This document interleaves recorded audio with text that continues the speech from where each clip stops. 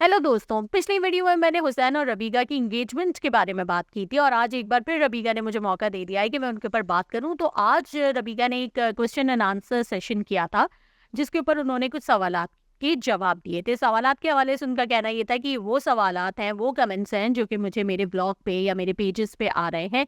अब वो सवाल जो एक्चुअली में आ रहे हैं उनके तो जवाब इन्होंने दिए नहीं है, क्योंकि बहुत लोग इनको ट्रोल कर रहे हैं, बहुत से सवाल उठा रहे हैं, बहुत बुरा भला भी कह रहे हैं इतने दिखावे और इतनी पैसों के फेंकने पे। लेकिन इन्होंने उन सवालों के जवाब दिए जो कि सेल्फ जनरेटेड या यूं कह लेंगे खुद साख्ता है। मुझे नहीं पता कि कौन इतना अंधा है जिसने ये पूछ लिया कि आपकी लव मैरिज है या अरेंज मैरिज है।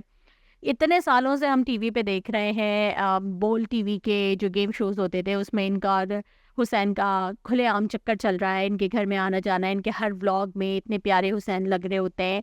तो सबको ही पता है कि इनका चक्कर चल रहा है। तो फिर ये कौन ऐसा अंधा है जिसने ये सवाल कर लिया कि आपकी लव मैरिज है या अरेंज मैरिज है। चले, हो गया सो हो गया।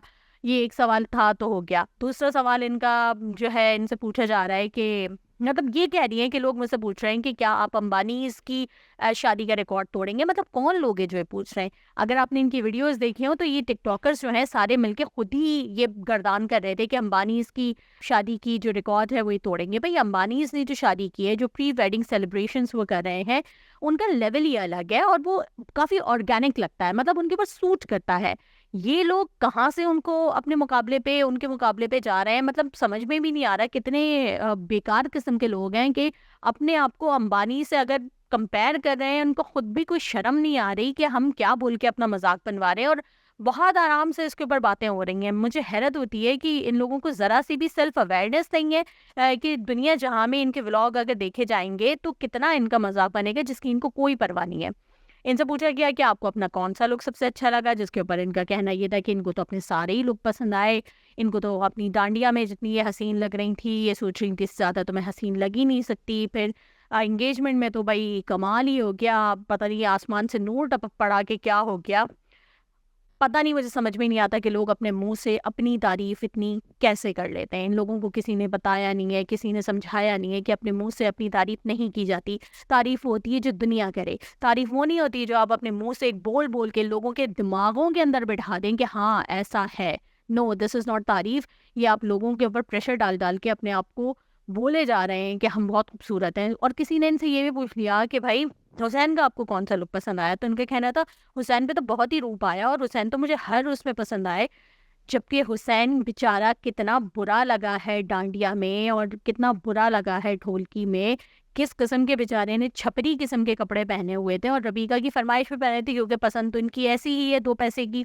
तो उस बेचारी की अपनी तो कोई सोच है नहीं, जो रबीका कह देती है वही ये पहन लेते हैं। एंट्री के ऊपर इनकी इतनी तारीफें होंगी। पता नहीं कौन लोग हैं जिन्होंने जो ये मोटरसाइकिल पर बैठ के आ गई थी और लोगों ने पसंद कर लिया, और वो जो बेचारे किराए की गाड़ियों पे उसके ऊपर माफिया लिखवा के आ गए थे उसको लोगों ने पसंद कर लिया। मतलब क्या है यार, कौन लोग हैं जो ये सवाल कर रहे हैं और जिनके जवाब दे रही हैं, और जो बहुत और दूसरे सवाल आते हैं उनके तो कोई जवाब ही नहीं दिए जा रहे।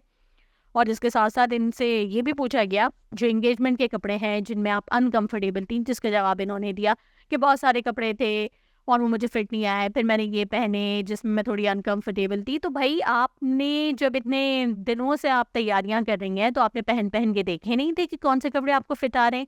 और जब आपने इनर पहना, इन्होंने खुद ही बता दिया कि मैंने इनर भी पहना था। मतलब कमाल है, वीडियो में बैठ के आप ये भी बता रही हैं कि मैंने इनर भी पहना था।